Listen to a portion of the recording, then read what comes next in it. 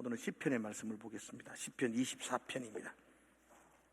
1절과 2절의 말씀을 우리 같이 읽도록 하겠습니다. 시편 24편 1절과 2절입니다.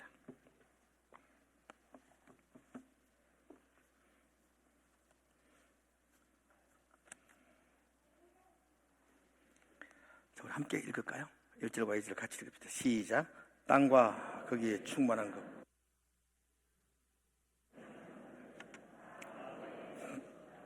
여호와께서 그들을 바다 위에 세우시며 강들 위에 건설하셨도다.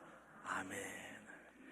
예배분들에게 한번 그렇게 인사했으면 좋겠습니다. 눈으로 예배하겠습니다. 그렇게 하면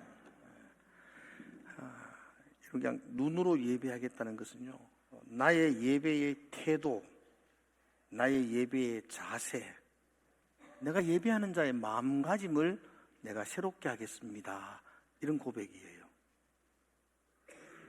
내 눈이 예배하고 내 마음이 예배하고, 그래서 오늘 예배 시간에는 하나님께 예배하는 시간으로 내가 헌신하겠습니다 라는 결단의 고백이 눈으로 예배하겠습니다, 그런 고백이에요. 오늘 이 시간이 여러분들에게 눈으로 예배하는 시간 되기를 주의 이름으로 축복을 드립니다. 원래 2026년도는 세계관을 주제로 우리가 설교를 1년 동안 하게 될 겁니다.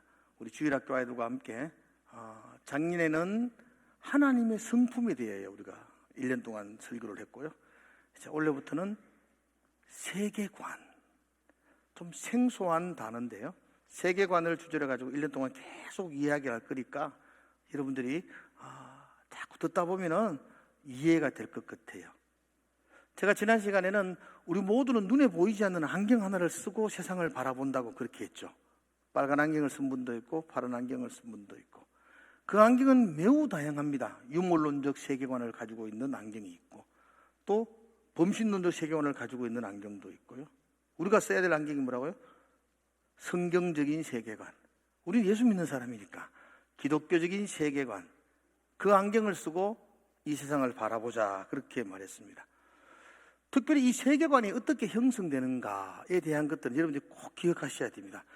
그냥 여러분 교회 다닌다고 해서 성경적 세계관이 형성되는 게 아니고요, 더 나아가서 예수 믿는다고, 나 예수 믿어요, 이런다고 해서 여러분들이 성경적 세계관을 형성하는 게 아니에요. 세계관이 어떻게 형성되느냐 하면, 무슨 세계관이든 간에 세계관이 형성되는 그 과정은 그가 그동안 어릴 때부터 지금까지 경험하고 배우고 익힌 지식적 체계가 나의 세계관이 되는 거예요. 여러분이 뭘 배웠느냐, 뭘 경험했느냐, 어릴 때부터 어떤 환경에서 자랐느냐, 이 모든 것들이 축적되어져서 오늘 내가 세계 모든 것들을 바라보는 관점, 가치관, 세계관이 형성되는 겁니다.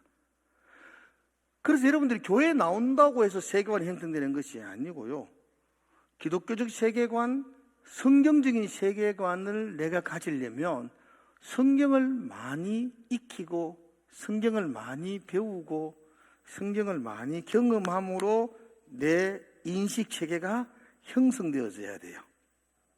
아멘이세요? 우리가 가져야 될 세계관은 기독교적인 세계관, 그러면 성경적인 세계관인데요, 이 성경적인 세계관을 가져야 되는데, 그렇게 가지려면 여러분들은 성경을 많이 경험해야 되고 성경을 많이 익혀야 되고, 또 성경 가운데 있는 하나님이 어떤 분이신지, 하나님에 대해서 많은 경험이 돼야만이 여러분들이 성경적인 세계관을 형성할 수 있다는 겁니다.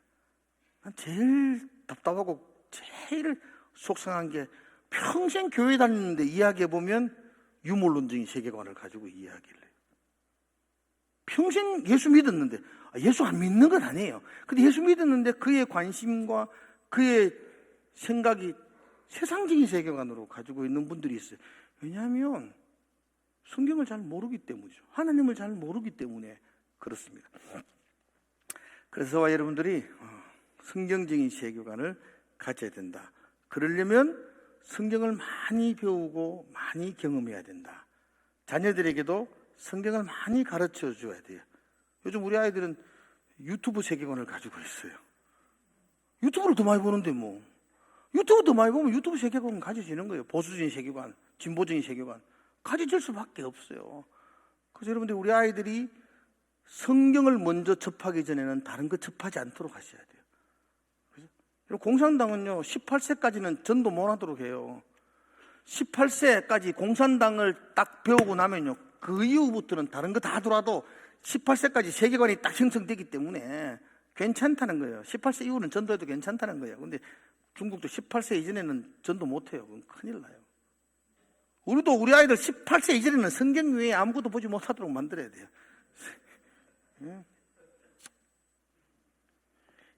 여러분들 이 기독교적인 세계관, 성경적인 세계관, 우리가 그 세계관을 가지고 우리 자녀들을 돌아봐야 합니다. 자, 이제 본론적으로 들어가 보겠습니다. 오늘 우리가 함께 생각할 성경적인 세계관 첫 번째 성경적인 세계관입니다. 지난주는 성경적인 세계관 객관적인 이야기를 했었고 오늘 첫 번째 여러분들이 성경적인 세계관을 가질 때에 제일 먼저 출발해야 될 믿음, 출발해야 될 신앙이 있다면 그게 창조입니다. 창조신앙. 성경적인 세계관의 가장 첫 출발점이 창조, 그 다음 타락, 회복, 구속, 회복 이렇게 진행되어진다면 오늘 첫 번째 시간이 창조의 대함입니다. 여러분 창조를 믿느냐, 창조를 이해하느냐에 따라서 여러분들이 세상을 보는 관점이 달라집니다. 그래서 굉장히 중요한 주제입니다. 오늘 시편 24편을 읽었는데 24편 1절이 창조의 첫 문장입니다. 우리 한번 읽어볼까요? 1절. 자, 한번 읽어보겠습니다. 시작. 충만한 것과 세계와 사는 자들인 다 여호와의 것인. 굉장히 멋진 고백이죠. 참 멋집니다. 이게 창조 선포의 첫 문장입니다. 오늘 여러분들에게 한번 물어보겠습니다. 정말로 믿음으로 한번 대답해 보십시오. 이 땅의 우주 만물을 창조하신 분이 하나님이심을 여러분 믿으십니까? 예. 안 믿으시는 분도 괜찮습니다. 안 믿으시는 분도 점점 믿어질 거예요. 내가 계속 강조하니까. 그죠? 그러면 하나님이 이 땅을 창조하셨다면 이 땅의 모든 주인이 하나님이심을 믿으십니까? 예, 그렇습니다. 이것이 기독교적 세계관의 출발점입니다. 이게 안 되면은 다른 이야기는 할 필요도 없습니다. 하나님이 우주 만물을 창조하셨고 우주 만물의 주인이심을, 내 인생의 주인이심을 우리는 믿습니다. 이 믿음으로 출발하는 겁니다. 시편 24편은 제가 개인적으로 참 좋아합니다. 목사가 성경 안 좋아하는 부분이 어디 있겠냐면서도 특별히 멋있습니다. 1절도 너무 멋있고요. 3절에도 참 멋있잖아요. 여호와의 산에 오를 자 누구며 그의 거룩한 곳에 설 자가 누구인가? 누가 하나님 앞에 서서 예배할 수 있는가? 우리 스스로에게 질문하는 물음이죠. 특별히 그 7절 같은 구절은 웅장함이 담겨 있습니다. 문들아 너희 머리를 들지어다. 영원한 문들아 들릴지어다. 영광의 왕이 오시리라. 얼마나 멋있습니까? 영광의 왕이 누구냐? 영광의 왕이 누구냐라고 8절은 이야기하면서 강하고 능한 여호와시다. 전쟁에 능한 여호와시다. 이건 무슨 어떤 누구의 주석이 필요 없이 이 구절 자체만으로도 우리에게 장엄함과 섬세함을 보여주고 있습니다. 자, 이제 시편을 여러분들이 이제 딱 펼치면 제일 먼저 생각해야 될 것이 이 시편은 누가 적은 시지? 제일 먼저 생각해야 되고요. 또 생각해야 할 것이 이 시편이 어떤 배경 속에서 이 시편이 기록되어졌는가를 보셔야 돼요. 그래야만 이 시편을 이해할 수 있어요. 시는 함축되어져 있어가지고 장황한 설명이 없어요. 그래서 여러분들이 신학자들의 도움을 받아서 이 시편의 배경을 알고 나면 그런 거구나라고 깨달음을 가지게 되어져요. 자, 그러면 이 시편의 저자가 누구냐? 누가 24편을 적었느냐? 그건 간단해요. 제목에 딱 나와 있어요. 누구죠? 다윗. 교회 다니신 분 다윗을 다 알잖아요. 다윗이 24편을 기록했다라고 말해요. 배경, 언제 기록했을까요? 어떤 상황 속에서 20편을 기록했을까요? 이건 이제 우리가 몰라요. 이거는 이제 학자들의 도움을 얻어야 돼요. 책을 이래 살펴봐야 돼요. 대부분의 학자들은 이 시편 24편의 배경에 대해서 이렇게 설명합니다. 이 시편 24편은 하나님의 언약궤가 예루살렘으로 들어올 그 장면을 보고 외쳤던 찬송이다, 그렇게 말해요. 여러분, 언약궤는 법궤죠. 이건 단순한 사과상자가 아닙니다. 이 언약궤는 성막 안에, 더욱이 지성소 안에 보관되어져 있던 하나님의 임재의 상징입니다. 그래서 언약궤, 하나님, 이렇게 봐도 무방해요. 근데 역사를 조금만, 여러분들이 성경 역사를 조금만 더 생각해 보면은 언약궤를 블레셋에 빼앗긴 적이 있거든요. 엘리 제사장이 그때를 그 이스라엘을 통치하는 시대 때 그의 아들 홈리와 비나하스가 블레셋과 전쟁을 하는데, 전쟁에 불리하니까 실로 성막에 있던 언약궤를 가지고 전쟁에 나오죠. 그러다가 그 전쟁에서 참패를 당하고 언약궤를 빼앗겨 버려요. 그렇게 빼앗겼던 언약궤는 블레셋 곧 신전으로 다니다가 큰 소란이 일어나고 도저히 블레셋은 이 언약궤를 우리가 감당할 수 없다라고 하고 다시 이스라엘로 돌려보내요. 그런데 그러면 이스라엘은 언약궤를 받아가지고 성막으로 가지고 와서, 성막이 그때 실로에 있었거든요. 가지고 와서 보관을 하는 게 그게 당연한 수순인데 어찌된지 몰라도 언약궤가 돌아왔음에도 불구하고 그 언약궤는 이스라엘 변방에 방치되어져요. 오랜 시간 동안. 그러니까 엘리 제사장, 그 다음에 여러분 혹시 아시는가 모르겠다, 사무엘이 등장하죠. 그 다음에 누가 등장하죠? 사울이 등장하죠. 성가대는 따라와야 되는데 그 정도도 모르면서 찬양한다고 앉아있고 이러면 곤란한데. 자, 엘리 제사장, 그 다음 사무엘이 사사로 있고, 그 다음에 누가 왕이 되죠? 사울이 왕이 되죠. 예, 사울이 40년간 왕을 다스리다가 그 이후에 두 번째 왕으로 등장한 사람이 다윗이죠. 예, 맞아요. 다윗이 왕이 되어서 헤브론에서 7년을 다스리고 예루살렘으로 수도를 옮기는데, 이때까지 언약궤는 사람들에게 대해서 잊혀져 있었어요. 이때까지 언약궤는 길랏 예아림에 있는 아비나답의 집에 그냥 이렇게 방치되어져 있어요. 그러니까 사람들이, 사울 시대부터 사람들이 언약궤에 대해서 생각도 안 하고 있었다고요. 이 말은 다른 말로 하면 하나님에 대하여 관심이 없었다니까요. 그 다윗이 왕이 되고 난 다음에 그 언약궤, 그 아비나답의 집에 있는 언약궤를 다시 본인이 있는 예루살렘으로 모셔오겠다는 그 언약궤 이동 프로젝트를 실시하죠. 1차는 실패하죠. 우사가 만지는 바람에. 그리고 그 언약궤는 오벳 에돔의 집에 잠시 머물러 있는데 하나님이 오벳 에돔의 집에 또 축복을 해주시고, 그래서 다시 2차적으로 이제 아주 준비를 잘해가 언약궤를 다시 예루살렘으로 모셔와요. 그때 불렀던 찬송이 시편 24편입니다. 그 염두를 두고 한번 이 시편 24편을 생각해 보면 좋아요. 다윗이 언약궤를 모셔오는 장면을 역사적으로 사무엘 하에 보면 나오는데요. 6장 13절 한번 볼까요? 뜰 겁니다. 같이 한번 볼까요? 시작. 여호와의 궤를 맨 사람들이 6걸음을 가매 다윗이 소와 살찐 송아지를 제사로 들고, 아비나답의 집에 있는 언약궤를 제사장이 어깨에 매죠. 그리고는 몇 발짝 뛴다 그러죠? 6발짝 뛸 때에 다윗이 막아요. 가만히 있으라. 그리고 송아지와 소를 잡아다가 하나님께 경배와 찬양의 예배를 또 드려요.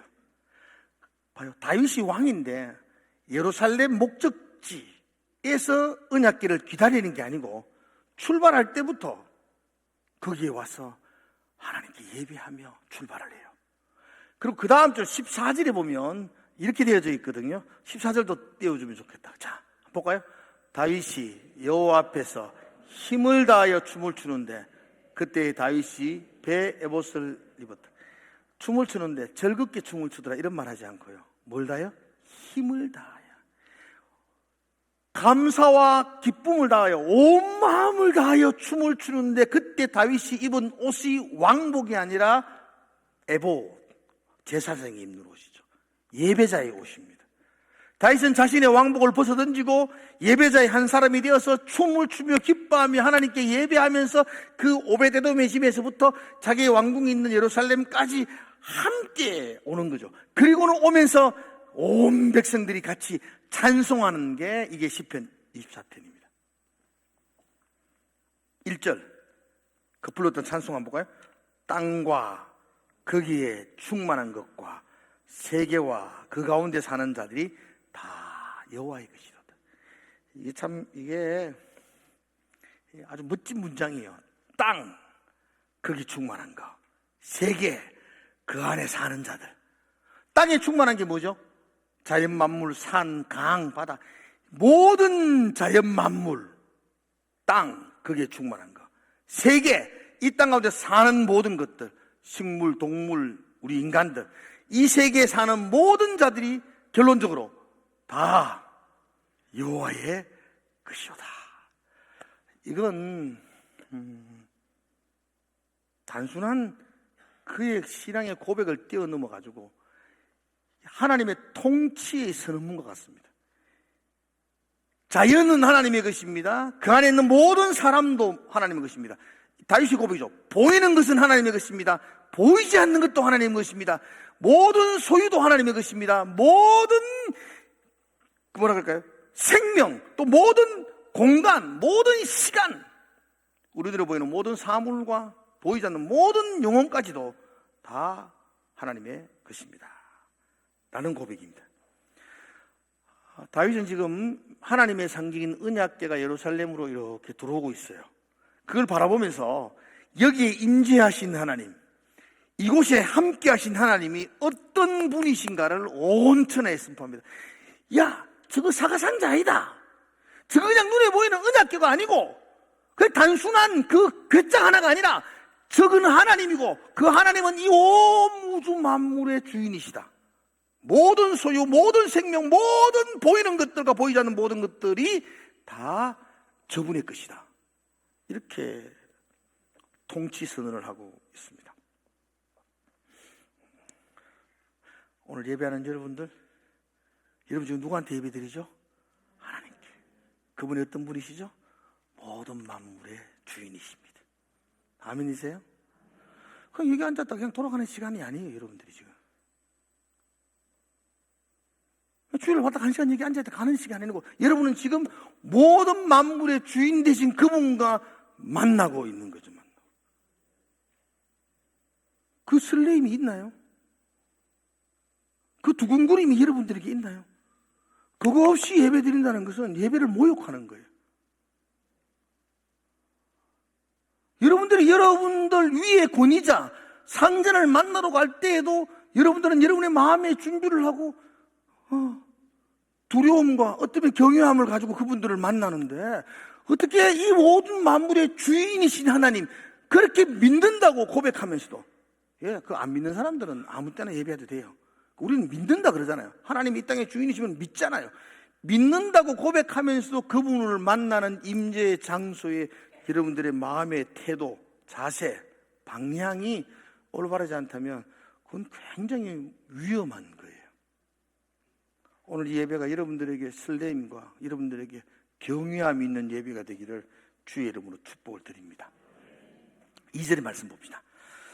여호와께서 그 틀을 바다 위에 세우시며 강들 위에 건설하셨도다. 중요한 단어가 두 개입니다. 세우셨다, 또 건설하셨다. 하나님께서 하나님의 그 터, 그 나라를 바다 위에 세우시고 하나님이 그 땅을 강들 위에 건설하셨다 그래요. 여러분 보세요. 세웠다, 건설했다. 이 말은요, 우연히 되었다는 말이 아니에요. 세웠다, 건설했다는 말은 어떤 목적을 가지고, 어떤 의도를 가지고, 방향성을 가지고 그곳을 세웠고 건설했다, 그렇게 말합니다. 이 땅 우주 만물을 하나님이 목적을 가지고 방향을 가지고 하나님이 설계를 가지고 이 땅을 세웠고 건설하셨다. 이게 창조신앙이죠. 하나님 이 땅을 창조하셨다. 목적과 의도를 가지고 창조하셨다. 이게 우리가 믿는 창조신앙입니다. 세상 사람들은 우연히 생겼지 뭐 누가 창조했어. 우연히 생겼고 오랜 세월에 의해서 진화되었다라고 말하죠. 이거 분명히 이야기합시다. 이게 예수를 믿든 안 믿든 분명히 아셔야 됩니다. 창조신앙은 믿음인가요? 믿음이 아닌가요? 믿어야 되는 겁니다, 여러분들. 다시 한번 다시 따라합시다. 창조신앙은 믿음입니다. 그래서 우리 보고 막 설명해달라고 별 난리를 쳐도 설명하지 마이소. 설명해도 못 알아듣습니다. 내가 설명을 못 하는 게 아니고 믿음의 문제입니다. 창조는 믿음의 문제입니다. 그러면 이 땅에 빅뱅을 통해서 생물체가 생겨나고 오랜 세월 통해 진화해가 이 우주 만물이 진화되었다. 진화론은 과학입니까? 믿음입니까? 진화는요, 더 큰 믿음이 필요합니다.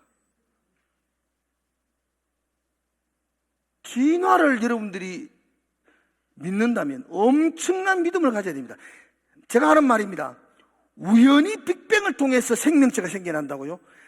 우연히 진화되어서 이 우주 만물이 생겨난다는 이야기는 여러분들이 지금 시계를 다 분해해가지고요, 이걸 다 분해해가 주먹에 들고 하늘로 팍 던졌더만은 땅에 떨어지면서 이게 조립이 딱 돼가 시계가 딱 떨어집니다.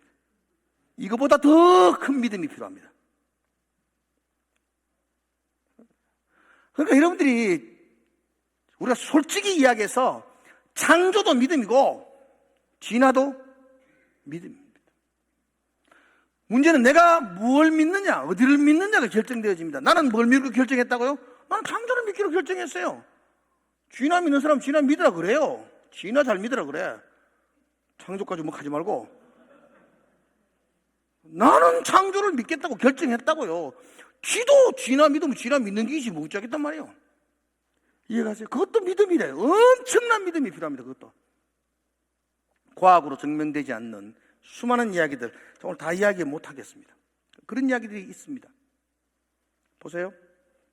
성경은 우리에게 하나님이 강들 위에 바다 위에 이 땅을 세우시고 건설하셨다라고 분명하게 우리에게 선언하고 있습니다.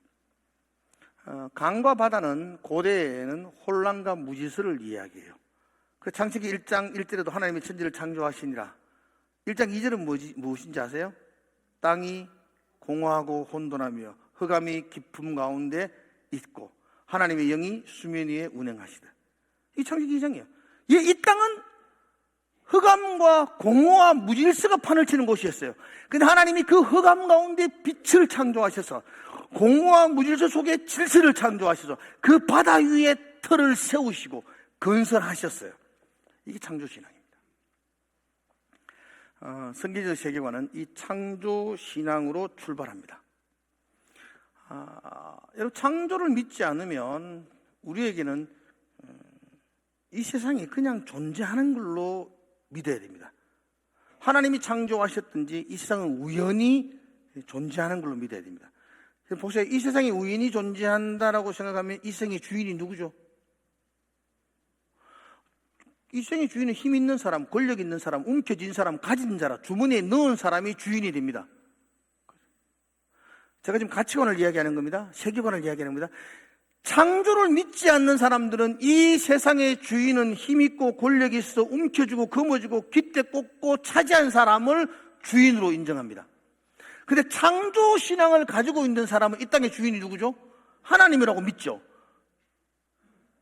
내 주머니에 뭐가 있는데 이건 누구죠? 하나님이라고 믿죠. 우리는 창조신앙을 믿는 사람은 모든 만물의 주인이 하나님이라고 고백합니다. 그럼 나는요? 나는 관리하는 청지기라고 고백합니다. 그 창조신앙의 사람은 청지기 신앙을 가지고 있는 겁니다. 여러분 어느 쪽입니까? 여러분들이 주인이라고 생각하십니까? 청지기라고 생각하십니까? 여러분들이 창조를 믿으면 여러분들은 나는 청직입니다 라는 고백으로, 인식으로 사셔야 됩니다. 창조를 믿지 않으면 내가 거머쥐고 내가 움켜쥐고 내가 차지한 것은 내 것이고 내 인생의 주인도 나여야만 합니다.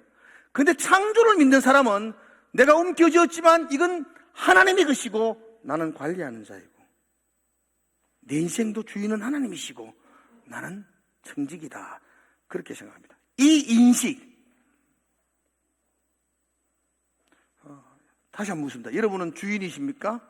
청직이십니까? 예, 교회 나온 사람은 뭐 그런 이야기 합니다. 근데 놀라운 것은 오늘 일부 때에 새 가족 등록하신 분이 있는데요. 제가 마치고 가서 물어보니까 처음 교회에 나왔대요. 교회 안 다니다가 처음 교회에 나왔는데. 그러면서, 그래서 내가 처음 나온 사람은 오늘 내가 너무 강하게 창조 이야기하고 막 주인이 어떠니 너무 강하게 이야기해가지고 오늘 좀 듣기 불편했죠. 그러니까 눈물이 나더라 이러면서. 내가 그동안 내 인생의 주인이 낸 줄 알았는데 주인이 있구나, 그걸 깨닫게 되었습니다 하더라고요. 이건 하나님이 아니고서는 그 마음에 그런 마음 줄 수가 없습니다. 지금 교회 다니는 사람도 지금 내가 네 인생 네 거 아니다 하나님 거다 하니까 막 에이씨 또 그 이야기 한다 막 이렇게 하고 있는데, 처음 나온 사람이 네 인생 네 거 아니다, 네 재물 네 거 아니다, 네 시간도 네 거 아니다, 하나님의 거다 이렇게 말하는데 눈물이 나더라는 거예요. 왜 눈물이 나냐? 그동안 내 인생 내 건 줄 알고 살아왔어. 내가 너무 죄송했다고. 이렇게. 이게 성령께서 하시는 거 아니겠나요? 여러분, 내가 청직이라는 생각을 가지고 하루하루를 살아가야 한다면 여러분들은 많은 생각을 하셔야 됩니다. 내가 주인이다. 창조를 믿지 않고 그러면 내가 움켜쥔 거 다 내 거다. 내가 주인이라는 생각을 가진 사람들은 그냥 살면 됩니다. 내가 주인이니까 내 마음대로 살면 됩니다. 시간 내가 주인입니다. 내가 쓰면 됩니다. 돈 내가 주인이니까 내가 쓰면 됩니다. 근데 내가 주인이 아니고 내가 청직이라는 생각을 가진 사람이라면 뭘 할 때마다 주인 염두에 둬야 됩니다. 이거 주인이 원하는가? 내 거 아니니까 이 주인이 기뻐하는가? 이거 생각하셔야 됩니다. 그러니까 청지기로 살아가는 사람들은 매일매일 좀 많은 생각들을 하게 됩니다. 어떻게 하는 것이 주인의 기쁨이 될까? 그럼 다윗 보십시오. 다윗은요, 자기 인생 자기가 왕이라고 생각하지 않았습니다. 언약궤가 올 때에, 영광의 왕이 올 때에 그 앞에 자기 왕복을 다 벗어버리고 예배자의 옷을 입으면서 어린아이처럼 춤추며 사람들에게 온몸으로 선포합니다. 나 왕 아닙니다. 나의 진정한 왕은 이 하나님이십니다. 나는 청지기입니다. 세상 모든 사람들은 당신이 왕입니다. 당신이 위대한 왕입니다. 이럴 때 다윗은 예배자의 옷을 입으면서 내가 왕 아니요, 나는 이분 앞에 어린아이입니다. 이분이 나의 진정한 왕입니다 라고 고백하며 선언했어요. 이게 청지기 마음 아니에요. 그러므로 청지기는요, 사람들이 나를 어떻게 보느냐, 사람들이 나를 어떻게 평가하느냐 별로 관심 없습니다. 사람들이 나를 평가하는 게 뭐 중요합니까? 청지기는 하나님이 나를 어떻게 인정하느냐, 하나님이 나를 어떻게 평가하느냐, 내가 하나님 앞에서 어떻게 살아가느냐, 여기에 모든 마음을 쏟습니다. 그래서 생각할 게 굉장히 많습니다. 사람이 날 좋아하고 날 기뻐하고 이런 것으로 인하여 일비일휘하지 않습니다. 청지기는 하나님의 마음에 관심을 가지고 있습니다. 여러분, 내가 주인으로 살 것인가, 청직으로 살 것인가, 이건 창조시라는 걸 믿느냐 믿지 않느냐가 결정되어집니다. 나 하나님이 이 땅을 창조한 걸 난 믿습니다. 그리고도 내가 주인처럼 살면 그건 위선입니다. 위선. 하나님이 이 땅의 창조주입니다 라고 믿는다면 이 땅의 모든 주인, 내 인생까지도 주인은 하나님이십니다. 그럼 나는 청지기로 삽니다 라는 고백이 당연히 따라오는 겁니다. 그러므로 여러분들이 주인으로 살 것인가 청직으로 살 것인가 매일매일 고민하면서 결정하셔야 됩니다. 그런데 이거 제가 보기에는 그렇게 복잡하지 않습니다. 주인으로 사는 사람의 인생의 중심은 내가 있습니다. 청지기로 사는 사람의 인생의 중심은 하나님이 있습니다. 주인으로 사는 사람들은 모든 관심은 나의 기쁨, 나의 유익, 나의 안전, 나의 평안, 여기에 모든 관심이 집중되어 있습니다. 그거 왜 하지? 그건 내가 유익한 거야. 그건 내가 기뻐하는 거야. 그건 내가 좋아하는 거야. 그것이 나의 모든 삶과 걸음을 결정합니다. 그러나 청지기로 사는 사람은 나의 기쁨이 아니라 하나님의 마음에 모든 관심을 쏟습니다. 하나님이 기뻐하실까? 이거 하나님이 원하실까? 이거 하나님의 뜻일까? 여기에 대해서 굉장히 예민하게 생각하고 결정해야 됩니다. 그래서 청지기가 더 많은 생각을 해야 됩니다. 하나님의 마음. 내 기쁨이 아니라 하나님의 마음. 오늘 예배도 마찬가지입니다. 오늘 여기 주인으로 앉아있는 분들이 있습니다. 주인의식으로 앉아있는 분들은 오늘 예배의 모든 관심은 오늘 이 예배가 내게 은혜가 되는가? 오늘 설교 들으면서도 오늘 설교 말씀이 내게 참 은혜 되네. 오늘은 목사님 아침에 뭐 사오고 왔나? 소리가 왜 저리 질러 샀노? 이러고. 내가 은혜 되느냐? 내가 은혜를 받았느냐? 오늘 찬양이 내가 아는 찬양이냐? 내 마음에 감동을 주는 찬양이냐? 모든 게 내 중심으로 생각하는 것이 주인의식을 가진 사람의 생각입니다. 그러나 청지기는 그렇지 않습니다. 청지기는 오늘 이 말씀을 통해서 내가 하나님의 마음을 어떻게 발견할 것인지, 오늘 내가 하나님을 찬양할 때 온 마음을 다하여 주의 왕되신 그분을 찬양했는지, 오늘 나의 예배의 태도, 예배의 마음, 예배의 자세가 하나님이 기뻐하는 마음으로, 자세로 내가 여기 앉아 있는지, 나의 예배의 모든 중심이 내가 아니라 하나님에게만 집중되어져 있습니다. 이게 청지기의 모습입니다. 오늘 여러분들에게 물어보겠습니다. 나는 주인입니까? 나는 청지기입니까? 여기에 대해서 우리가 일주일 동안 고민했으면 좋겠어요. 지금 내가 예배하고 내 안에 계신 그분이 이 우주 만물의 창조주이시다. 땅에 충만한 것과 세계에 거하는 모든 자들이 다 여호와의 것입니다 라는 믿음을 가지고 내가 산다면, 내가 지금 주인으로 사는 건지 내가 지금 청지기로 사는 건지, 나는 내 인생의 주인이 내가 아니고 하나님인데, 나는 진짜 실제로 이분은 그렇게 고백하는데 하루하루 결정하고 살아가는 건 정말 내가 청지기처럼 결정하고 살아가는지 여러분이 결정하셔야 됩니다. 인생을 살면서 내 인생이 내 것이지 뭘 하나님의 것이냐고 자꾸 그렇게 목사님 우기시면 참 불편합니다 라고 말하는 분도 있을 겁니다. 그러니까 여러분, 이게 행복입니다.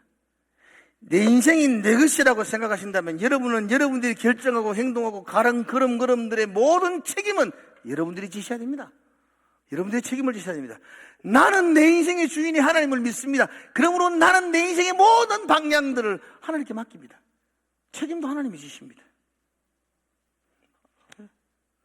연약한 내가, 한 치 앞도 볼 수 없는 내가 내 미래와 내 장래를 책임지고 살아간다는 것만큼 더 불안한 건 없습니다. 그래서 나는 내 인생이 주인이 하나님이시고 나는 청지기이라는 자체가 내게는 감사한 일입니다. 이건 내 인생을 속박하는 자유를 구속하는 것이 아니고 하나님 안에서, 물고기가 물 안에서 마음껏 자유를 누릴 수 있는 것처럼 하나님 안에 있다는 것이 내게는 기쁨입니다. 그래서 어린아이가 엄마 품에 있는 게 행복한 것처럼 내가 내 인생의 주인을 하나님으로 인정하고 하나님 품 안에 있는 것이 내 인생이 행복하다고 저는 그렇게 고백합니다. 이게 창조신앙으로 살아가는 삶의 고백입니다. 한 주간 동안 여러분들이 이제 계속 고민하시면서 질문하시면 좋겠어요.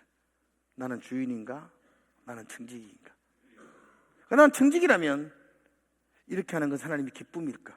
여러분들이 스스로 계속 질문해 보십시오. 그리고 여러분의 삶의 방향들을 수정하고 나가시기를 주의 이름으로 축복합니다.